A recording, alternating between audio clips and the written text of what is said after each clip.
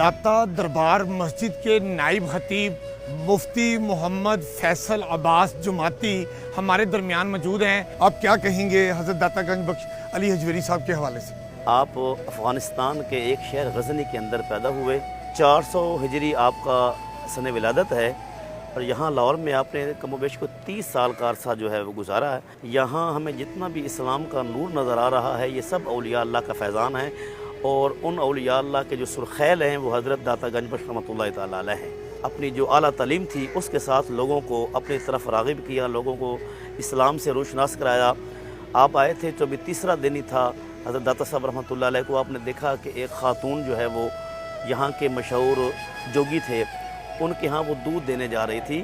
तो हज़रत दाता साहब रहमतुल्लाह अलैह ने उससे बुलाया और फरमाया कि तू कहाँ जा रही है? उसने कहा जी मैं तो उधर वो जोगी को दूध देने जा रही हूँ, अगर नहीं दूँगी तो हमारे जो जानवर हैं वो बीमार हो जाएंगे, वो खून देंगे बजाय दूध के।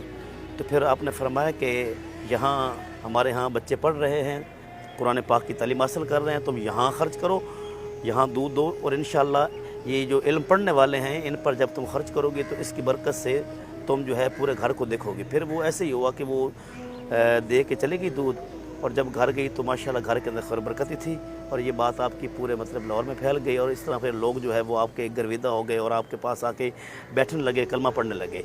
और फिर आपने यहाँ जब आए तो सबसे पहले आपने मस्जिद बनाई। आपने फिर यहाँ हमारे पास वो जगह भी मौजूद है कि जहाँ हज़रत दाता साहब रहमतुल्लाह तआला अलैह आपने नमाज़ पढ़ाई और फिर आपने लोगों को कहा कि भाई तुम कहते हो कि हमारी इस मस्जिद का जो रुख है किबला की तरफ नहीं है, तो आओ मिल के देख लेते हैं। जब सब ने मिल के देखा तो आपने यहाँ से खाना काबा की ज़ियारत करवा दी थी।